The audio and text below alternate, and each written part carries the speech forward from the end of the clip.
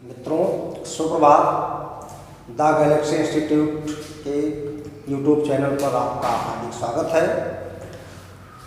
मित्रों, जैसा कि आपने कमेंट किया था कि पर्यायवाची को पूर्ण रूप में समाप्त कर दिया जाए पढ़ा करके, तो लगभग 7 क्लासेस हो चुकी हैं पर्यायवाची की, और उसे 7 क्लास में से लगभग 45 से 50 पर्यायवाची हो चुके हैं। आइए पूर्णतः पर्यायवाची को समाप्त करते हुए आज पर्यायवाची का 8वां भाग देखते हैं।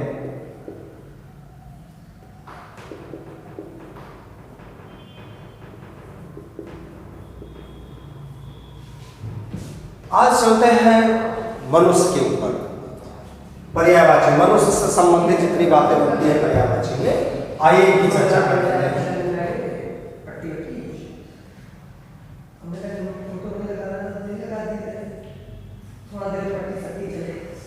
मनुष्य साधारण अर्थ में मानव, ध्यान दीजिएगा, मनुष्य और जो साधारण अर्थ में इसका क्या नाम रखा गया, मानव रखा गया है। ध्यान दीजिएगा, इसी का एक नाम मानस, क्या नाम है, मानस भी है।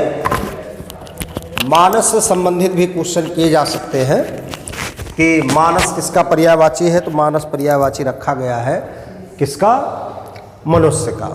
जानकारी आपको हो जानी चाहिए इनसे संबंधित। आगे बढ़ते हैं। वास्तव में हम आप मनु की संतान हैं। मनु की संतान होने से इनका नाम मनुज रखा गया है। मनु प्लस जा बराबर मनुज होता है। मनु की संतानें अर्थात मनु से उत्पन्न संतान को ही क्या कहा जाता है, मनुज कहा जाता है।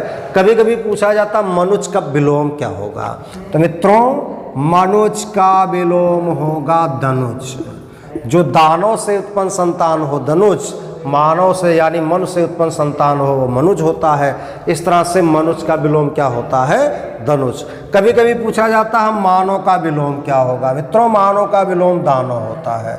इस तरह से पर्यायवाची के साथ साथ एक आध शब्द आपके विलोम के भी मिल जाते हैं। तो मनुज का धनुज होता है, मानव का दानव विलोम होता है। इस तरह से जानकारी आपको होनी चाहिए। आगे बढ़ते हैं मित्रों अगले तथ्य की ओर। और भी पर्यायवाची से संबंधित हैं। इनको इंसान भी कह दिया जाता है। इंसान भी पर्यायवाची किसका है, मानव का ही है, मनुष्य का ही है। और वास्तव में जितने मनुष्य हैं, हम आप क्षणिक प्राणी हैं, यानी इनकी मृत्यु निश्चय है और मरने योग्य है, इसलिए इनको क्या कहा जाता है, मर्त्य। अगर यहीं आगे हरस आ लगा देंगे अमर्त्य, तो अमर्त्य अगर हो गए तो देवता बन जाएगा। तो अमर्त्य देवता का पर्यायवाची होता है। लेकिन अगर मर्त्य दे दिया जाए तो मरने योग्य कौन होता है, मनुष्य होता है। इसलिए इनको यहाँ से भी सम्मिलित कर देते हैं।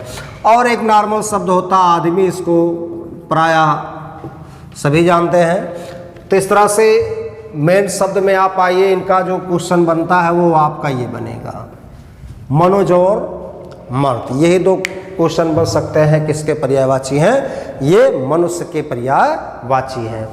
अब आइए, हम आप मानव हैं, मनुष्य हैं, यहाँ से संबंधित हम एक शरीरधारी हैं। तो अगला जो पर्यायवाची होगा वो किसका होगा, शरीर। साधारण अर्थ में शरीर का एक नाम क्या होता है मित्रों, देह होता है। क्या होता है, देह। तो आइए चर्चा करते हैं देह से संबंधित कुछ बातें, शरीर से संबंधित कुछ बातें। ध्यान दीजिएगा, सुंदर और गठीली शरीर को ये कहते हैं वपु। क्या कहते हैं, वपु कहते हैं। अगर वही दुबली पतली लंबी शरीर है तो उसका नाम क्या होता है, गात होता है। क्या होता है, गात। जितने वास्तव में बनावटी शरीर होते हैं उसमें जीव ना हो, वास्तव में वो प्राण ना ले सके, वो हवा या वायु ना ले सके, ऐसे शरीर, केवल बनावटी शरीर को क्या कहा जाता है, कलेवर कहा जाता है। क्या कहा जाता है, कलेवर। इस तरह से शरीर का एक नाम क्या होता है, कलेवर भी होता है। अगले पॉइंट में चलेंगे। इनका एक नाम तन भी है। क्या नाम है, तन। तन के शब्दसार से भी हम इनको पहचान सकते हैं। अगले पॉइंट में इनका अगला भी शब्दार्थ दिया जा सकता है जो है वदन। ध्यान दीजिएगा, बदन माने शरीर होता है। यहाँ से क्वेश्चन आता है कि बदन और वदन में क्या अंतर। अगर बदन है मित्रों तो ये होगा शरीर, अगर वदन है तो ये हो जाएगा मुख। तो इस तरह से बदन एक शरीर है, वदन एक मुख है। कभी कभी ये समुच्चारित भिन्नार्थक शब्द से क्वेश्चन आता है किसी भी एग्जाम को लेकर के। इस तरह से पर्यायवाची लगभग एग्जाम में महत्वपूर्ण रखे जाते हैं। तो आप लोग इस पर्यायवाची को पढ़ रहे हैं और पढ़ करके इसके अर्थ को भी समझें और ताकि आपकी परीक्षाएं इस पर संभावित हो जाएं। आगे बढ़ते हैं और भी इनके तथ्य ले जा चुके हैं। एक नाम है काया। काया कृत्रिम शरीर होती है, कभी भी बदल सकती है। इस तरह से इनको क्या कहा जाता है, काया भी कहा जाता है।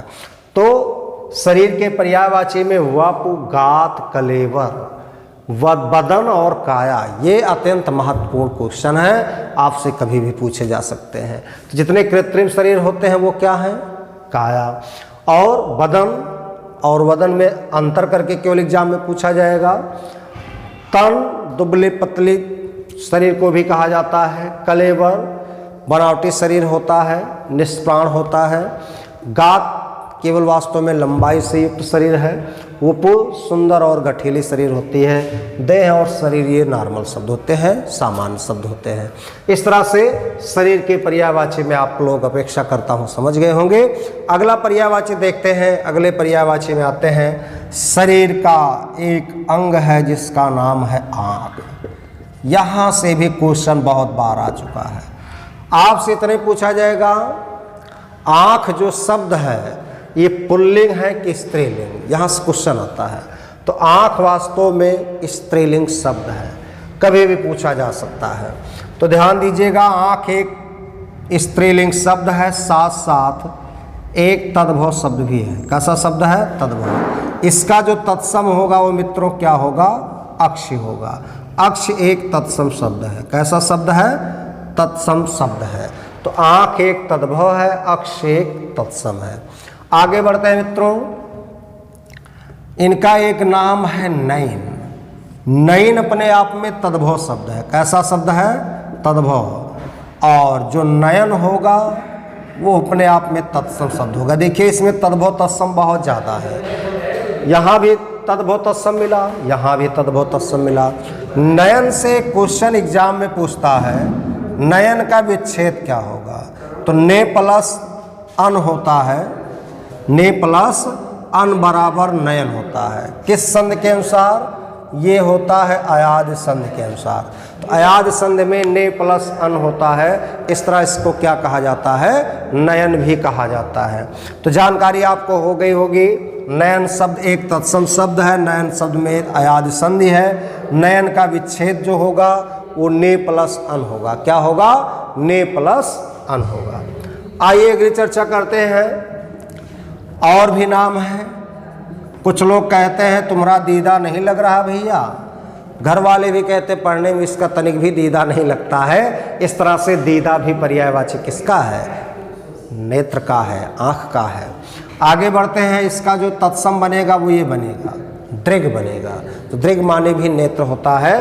ध्यान दीजिएगा, लोचन, सुंदर आँख को क्या कहते हैं, लोचन कहते हैं। इसी लोचन का एक नाम लोयन भी रखा जाता है। ध्यान दीजिएगा, लोचन और लोयन भी।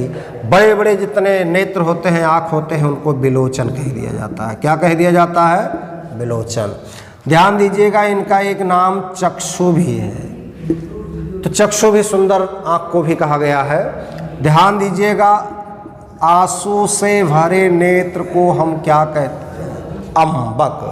अब देखिए, अम्बक माने नेत्र होता है। ये आपके यूपीएससी समीक्षा अधिकारी भी एग्जाम में बहुत ज़्यादा पूछा जाता है। अम्बक, अम्बक को जब देखना हो तो देखिए लिखा है त्रयंबक। आपने सुना होगा त्रयंबक किसका पर्यायवाची, शिव का। जब इसका यण संधि में विच्छेद लगाया जाता है तो लिखा जाता है त्रि प्लस अम्बक। क्या लिखा जाता है, त्रि प्लस अम्बक। त्रि माने तीन, जिसके तीन अम्बक हो, अम्बक माने नेत्र। इसलिए भैया अम्बक नेत्र का, आँख का पर्यायवाची है। बहुत ही महत्वपूर्ण शब्द है। कभी भी आपसे क्वेश्चन किया जा सकता है अम्बक शब्द से। तो जानकारी होनी चाहिए इस शब्द को लेकर के। अगला पॉइंट चलते हैं। साधारण अर्थ में इसको नेत्र भी कह दिया जाता है, और ध्यान दीजिएगा इसका एक नाम आँख भी है। क्या है? आँख भी है। आँख के शब्दार्थ से भी इसे हम जान सकते हैं। इसको ईक्षण और प्रेक्षण भी कहा जाता है। ऐसे आँखें भैया जिनके वास्तव में दर्शन क्षमता बहुत तेज होती है, उनको ईक्षण और प्रेक्षण भी कह दिया जाता है। जानकारी के लिए यहाँ से भी हम लोग देख सकते हैं। तो इस तरह से एक नेत्र होता है चक्षु करके,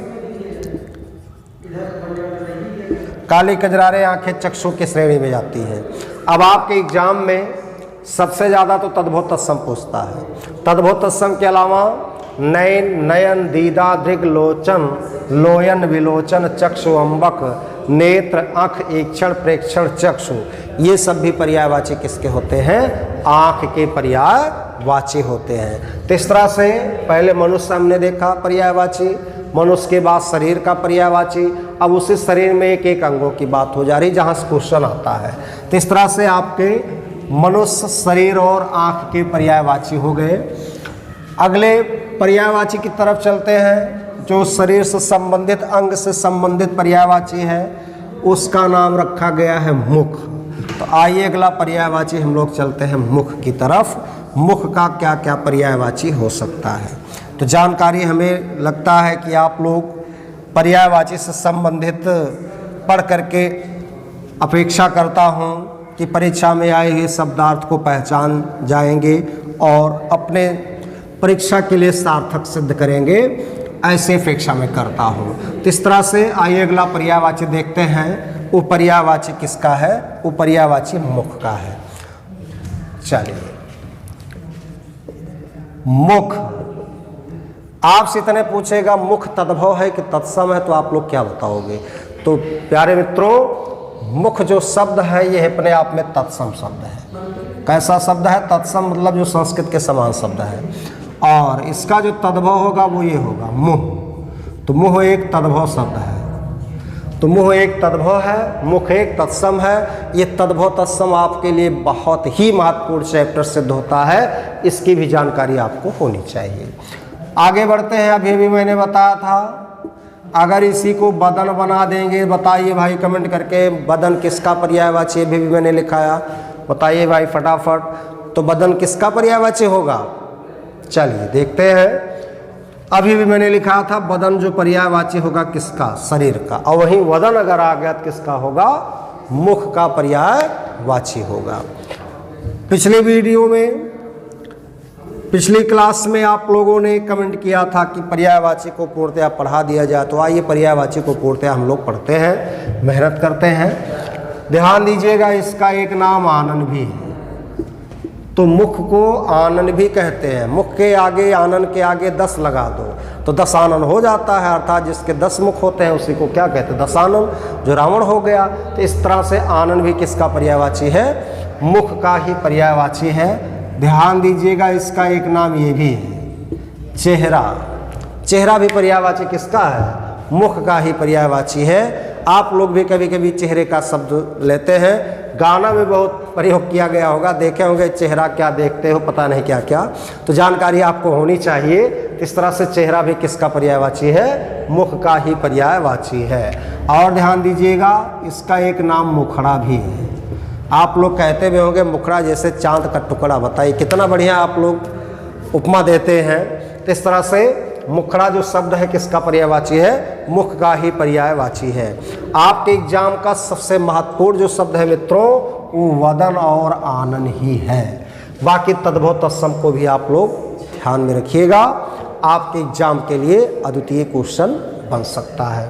तो आइए चर्चा करते हैं शरीर के और भी अंगों को लेकर के। तो मुख हो गया, मुख से आइए चलते हैं सीधा सीधा दांत का पर्यायवाची।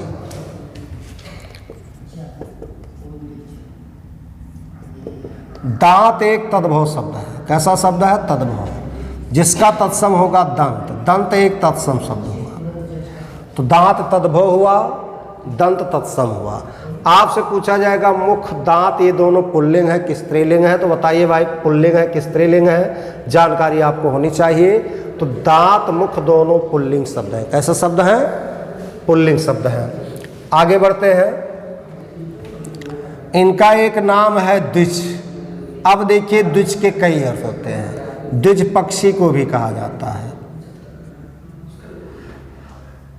द्विज ब्राह्मण को भी कहा जाता है,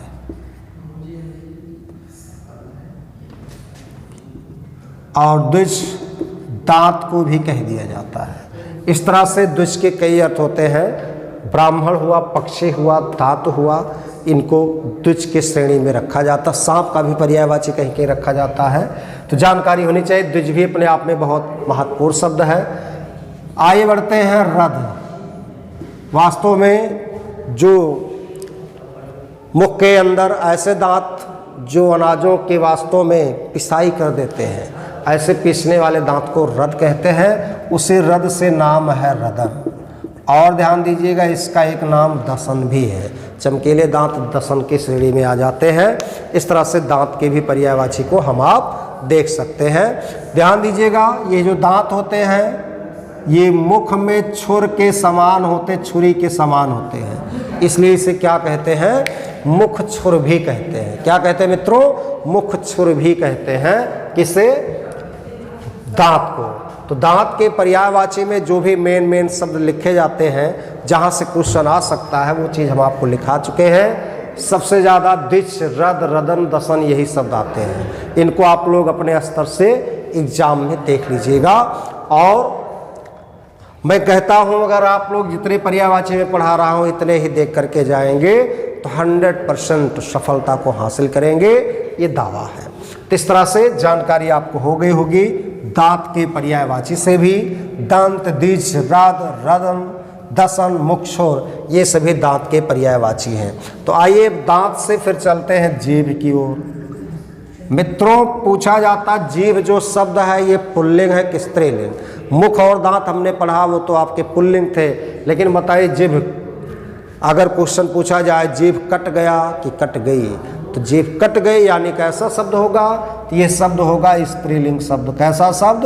स्त्रीलिंग शब्द। पूछा जाएगा जीभ जो शब्द है तद्भव है कि तत्सम? बहुत बढ़िया क्वेश्चन रहा ये भी। यह एक तद्भव शब्द होगा। कैसा शब्द होगा? तद्भव। इसका जो तत्सम बनेगा वो मित्रों बनेगा जिह्वा। क्या बनेगा? जिह्वा। तो इस तरह से इसको जिह्वा की श्रेणी में भी रखा जा सकता है। तो आइए भैया, तद्भव में जीभ हुआ और जिह्वा जो हुआ वो तत्सम शब्द हुआ। ध्यान दीजिएगा इसका एक नाम चंचला भी है।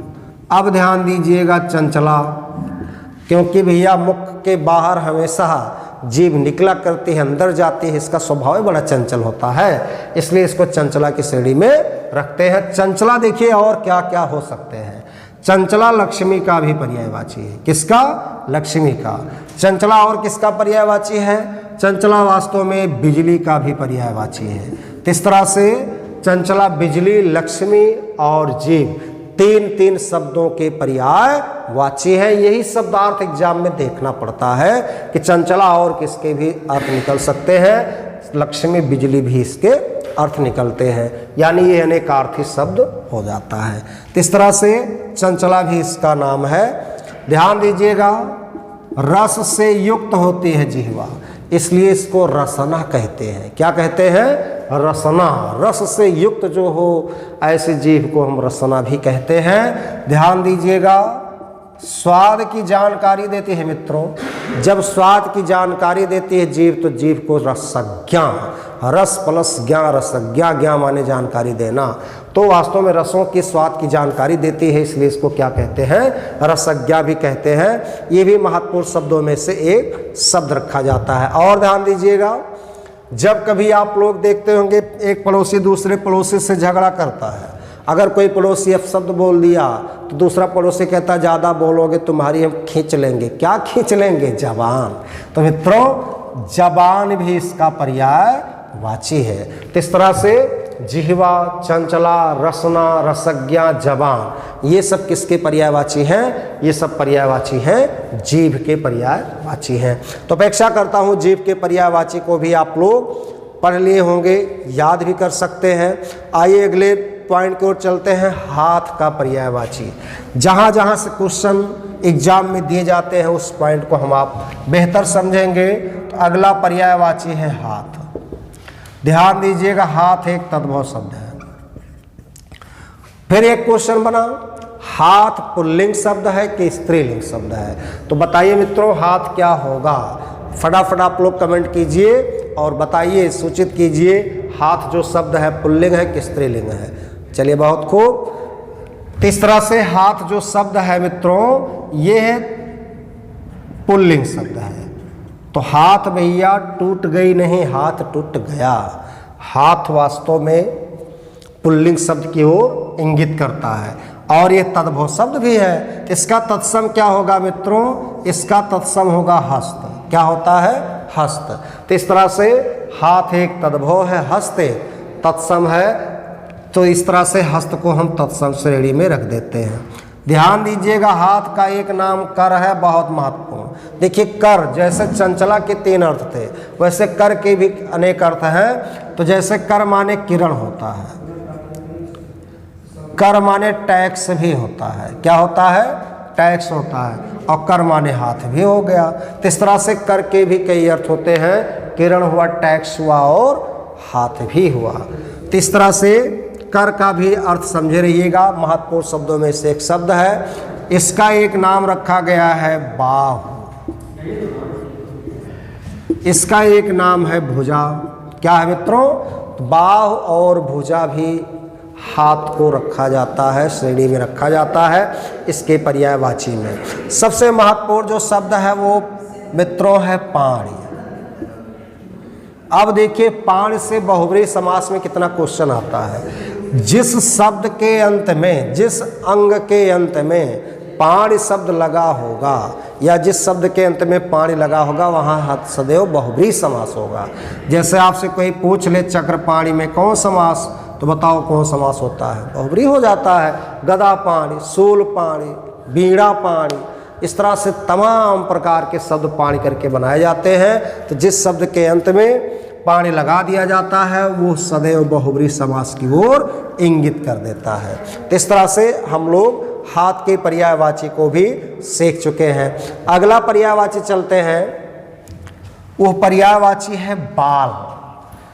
तो मित्रों, अगर सिर में बाल ना हो तो व्यक्ति वास्तव में, अगर किशोर में है और बाल ना हो सिर में, तो वास्तव में वृद्धा की अवस्था में नजर आने लगता है। तो कहने का मतलब ये है कि आपके अंगों में बाल का भी विशेष महत्व है। बाल व्यक्ति को बूढ़ा भी बना सकता है, बाल व्यक्ति को युवा भी बना सकता है। आपने देखा भी होगा, जिस व्यक्ति के बाल वास्तव में सफ़ेद हो जाते हैं या खलवाट हो जाता है, खलवाट मतलब गंजा, तो देखते होंगे गंजे व्यक्ति भी अपने लिए भाई कुछ ना कुछ बाल का कृत्रिम रूप लगाते हैं। तो आइए, बाल का विशेष महत्व होता है, चर्चा करते हैं बाल की तरफ। तो अगला पर्यायवाची है बाल, जिसका तत्सम हो जाएगा केस। बाल को क्या कहते हैं? केस। अब ध्यान दीजिएगा, तद्भव शब्द बाल हुआ और तत्सम शब्द केस हुआ। बाल से क्वेश्चन आता है, बाल वास्तव में पुल्लिंग शब्द है कि स्त्रीलिंग? बहुत ही महत्वपूर्ण क्वेश्चन है। बताइए भाई कमेंट करके, बाल पुल्लिंग है कि स्त्रीलिंग है? सभी लोग फटाफट कमेंट करें, कमेंट करके सूचित करें। बताइए भाई, बाल पुल्लिंग है कि स्त्रीलिंग? चलिए, बहुत खूब। तो बाल वास्तव में जो शब्द है ये पुल्लिंग शब्द है। बाल टूट गई नहीं, टूट गया। और ध्यान दीजिएगा, बाल से क्वेश्चन आता है ये एक वचन में है कि बहुवचन? तो बाल जो शब्द है भैया, ये बहुवचन का शब्द है। यहाँ से क्वेश्चन कई बार आ चुका है। तो बाल टूट गए। और ध्यान दीजिएगा, पुल्लिंग शब्द भी है, कै वचन का है, बहुवचन का है। आइए चर्चा करते हैं बाल को। ध्यान दीजिएगा, इसका एक नाम है जो रखा गया है कच्छ। काले काले बाल को क्या कहते हैं? कच्छ। घुघराले बाल को क्या कहते हैं? लट। वास्तव में जितने गंदे बाल होते हैं उनको चिकुर भी कह दिया जाता। क्या कह दिया जाता? चिकुर की श्रेणी में भी रख दिया जाता है। मुलायम और लंबे बाल को, बहुत महत्वपूर्ण है वीरों, उसे कुंतल भी कहते हैं। क्या कहते हैं? कुंतल। और ध्यान दीजिएगा, इसका एक नाम अलक है। अलक माने भी लंबे और मुलायम बाल होते हैं, तो लंबे मुलायम बाल को अलक की श्रेणी में भी रखा जा सकता है। आइए अगले पॉइंट की ओर चलते हैं। और भी इनके पर्यायवाची हैं। वास्तव में जो शिखा में बाल होते हैं, जिसको आप लोग चुरकिया कहते हो, उस चुरकिया वाले बाल को क्या कहते हैं? चूल भी कहते हैं। और सिर में जो बाल उत्पन्न होता है उसका नाम सिरोरूह है। सिरोरूह का विच्छेद करते हैं सिराह प्लस रूह। सिराह माने सिर, रूह माने उत्पन्न। तो सिर में उत्पन्न बाल को क्या कहते हैं? सिरोरूह भी कहते हैं। विसर्ग संधि से ये शब्द बना हुआ है। तो इस तरह से बाल के पर्यायवाची में इनके भी पर्यायवाची बहुत महत्वपूर्ण हैं। और ध्यान दीजिएगा, इनके कुछ शब्दार्थ लिए जाते हैं जिनसे क्वेश्चन सबसे ज़्यादा आता है। उनमें कुंतल, अलक, चूल, सिरोरूह, कच्छ, ये शब्दार्थ बहुत महत्वपूर्ण है। यहाँ से क्वेश्चन आता है कि ये किसके पर्यायवाची हैं, किसके पर्यायवाची नहीं है, तो जानकारी आपको होनी चाहिए। अब आइए चर्चा करते हैं इसी शरीर के अंग में अगले अंग की ओर, जिसका नाम ओठ है। ओठ बताइए पुल्लिंग शब्द है कि स्त्रीलिंग? यहाँ से भी क्वेश्चन आता है। तो ओठ एक पुल्लिंग शब्द है। ओठ फट गया। और ध्यान दीजिएगा, ये एक तद्भव शब्द भी है। देखिए दो दो क्वेश्चन है ओठ शब्द से। पुल्लिंग शब्द भी है और तद्भव शब्द भी है। और इसका तत्सम जो होगा मित्रों वो ओष्ठ होगा। क्या होगा? ओष्ठ। तो ओष्ठ एक ऐसा शब्द है, तत्सम शब्द भी है। तो ओठ तद्भव, ओष्ठ तत्सम। आगे बढ़ते हैं। कुछ लोग ओठ को होठ भी कहते हैं, लेकिन चर्चा करें जहाँ से कंपटीशन जुड़ा हुआ है, जानकारी आपकी यहाँ से होनी चाहिए। ओठ का एक नाम है अधर। मुलायम जितने होठ होते हैं उनको क्या कहते हैं? अधर भी कहते हैं। ध्यान दीजिएगा, दंतच्छद। अब देखिए इसमें व्यंजन संधि है। कौन संधि है? व्यंजन। दंत प्लस छद बराबर क्या होता है? दंतच्छद होता है। व्यंजन संधि के नियमानुसार इसको बनाया गया है। जो दंत को वास्तव में बाहर से आच्छादित किए रहते हैं, तो जब बाहर से आच्छादित किए रहते हैं, दांत को ढके रहते हैं, इसलिए इनको दंतच्छद कहते हैं। और इसीलिए इसका नाम है रदच्छद।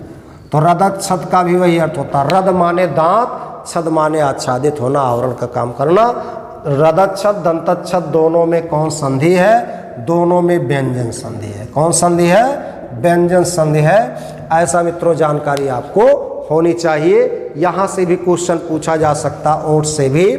चलिए, इस तरह से सबसे ज़्यादा जो महत्वपूर्ण दंत और ओठ में हुए, ओठ में तो ज़्यादातर अधर, दंतच्छद और रदच्छद ही पूछा जाता है। अगला पर्यायवाची चलते हैं, उसका नाम हो जाएगा हृदय का पर्यायवाची। तो शरीर के अंगों में जहाँ जहाँ क्वेश्चन आता है मित्रों, उसे हम अवश्य लिखा दे रहे हैं। तो अगला पर्यायवाची है मित्रों हृदय का। किसका पर्यायवाची? हृदय। हृदय एक तत्सम शब्द है।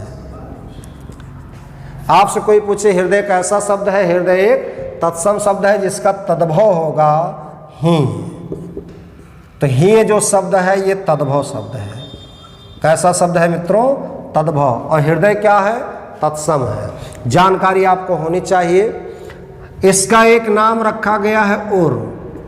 क्या नाम रखा गया? उर। उर भी कहा जाता है किसे? हृदय को कहा जाता है। आगे बढ़ते हैं मित्रों, और भी तथ्य लिए जा सकते हैं हृदय के पर्यायवाची से। इसका एक नाम जिगर है।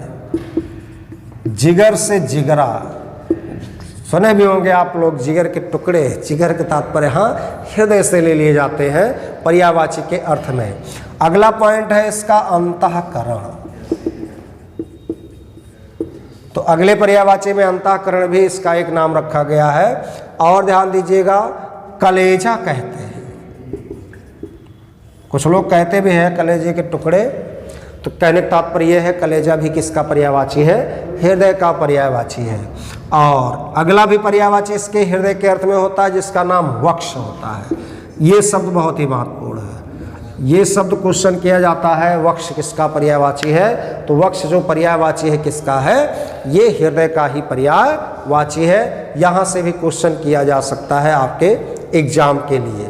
तो इस तरह से अपेक्षा करता हूँ कि आप लोग जितने पर्यायवाची में पढ़ाया हूँ, सारे पर्यायवाची को आप लोग कंप्लीट करते होंगे, सभी को कंठस्थ करते होंगे। तो जानकारी के लिए आप लोग जितने पर्यायवाची पढ़ाए जा चुके हैं उन पर्यायवाचियों को आप पढ़ते रहिएगा। और अपेक्षा करता हूँ कि आप लोग पढ़ने के बाद लाइक, कमेंट, सब्सक्राइब जरूर करते होंगे। और जो भी परीक्षाएं से संबंधित या पर्यायवाची से संबंधित क्वेश्चन होते हों, आप लोग कमेंट में ज़रूर टाइप कीजिए। और कमेंट आपके देखे जाते हैं वीडियो के बाद। तो कहने का तात्पर्य यह है कि आप लोग इसे मेहनत से पढ़ें। यही ईश्वर से मैं अवगत कराना चाहता हूं कि ईश्वर आपके ऊपर छाया बनाए रखे, कि आप लोग इस कोरोना जैसे महामारी में आप लोग अपने घर पर रह करके पढ़ें, स्वस्थ रहें, मस्त रहें, व्यस्त रहें। तो आज के लिए ये क्लास यहीं तक होगी, बाकी क्लास से नेक्स्ट टर्न पर। धन्यवाद।